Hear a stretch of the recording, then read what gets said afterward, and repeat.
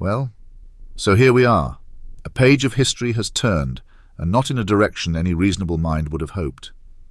That the American people have handed the reins of power back to Donald Trump, a man whose credentials and intellect are both tragicomic in scope, speaks to a certain exhaustion, even a kind of despair. It would be easy and perhaps satisfying to bemoan this as a catastrophe for Western civilization, a dimming of the lights of liberal democracy.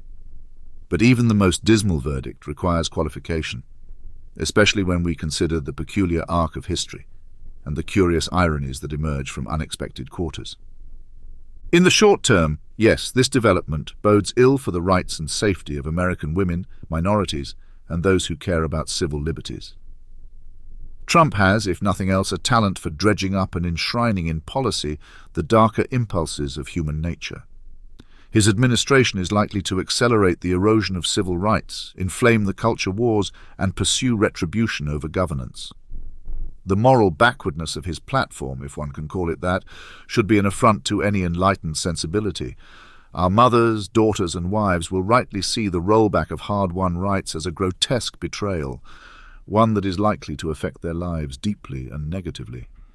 But amidst this thick miasma, there is a glimmer of unexpected consequence. For if there is one thing this administration will not stand for, it is constraint, particularly in the realm of innovation, specifically the headlong rush into artificial intelligence and advanced technologies. Here lies an unintended boon.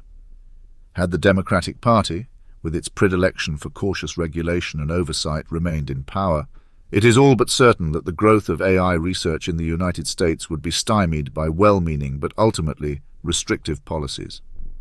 Safety and alignment may sound like virtues, but they carry a quiet, insidious risk.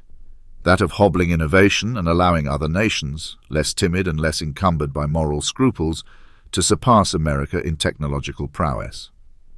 Trump, for all his many flaws, is not inclined toward regulation. His administration, I wager, will show a positively mercenary willingness to let AI development surge unfettered. It is a decision born of indifference, not foresight, but that indifference might just secure a critical advantage in the global competition for technological supremacy.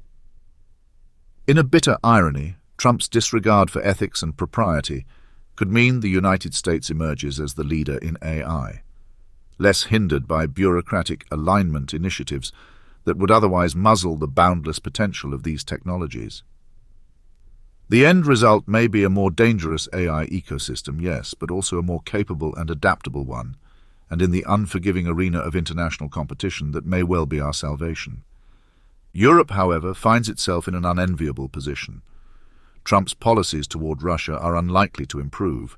In fact, his administration may well echo the soft-kneed diplomacy that characterized his first term. The US will not, under Trump, mount a robust defense against Russian aggression. Europe, therefore, will have to confront the wolf at its door alone. It is an outcome that the leaders of the EU likely dread, but it may yet serve a purpose. For too long, Europe has relied on American support as if it were an inevitability, something permanent and assured. If Trump's election forces Europe to stand on its own, to assume a leadership role in its own defense, then there may be yet another silver lining to this sordid affair. Perhaps the continent will reclaim its martial autonomy and confront Russia directly, a confrontation that may prove decisive at a moment when Putin's empire is teetering on the brink of collapse. Yes, Russia celebrates Trump's victory tonight, but it is, I fear, a hollow celebration, a party thrown on the precipice of a downfall. Russian morale is shattered, their resources are dwindling, and their international reputation is in tatters. Trump's presidency may embolden them momentarily, but their fate is sealed. And if Europe can rally its defenses and prepare for a confrontation that will, in all likelihood, finish the work already set in motion by Putin's ineptitude, then this crisis, too, may produce a curious benefit. History, as I am fond of saying, is capricious in its gifts. The victory of this unscrupulous charlatan may yet yield a peculiar advantage to the United States and, ironically, to Europe.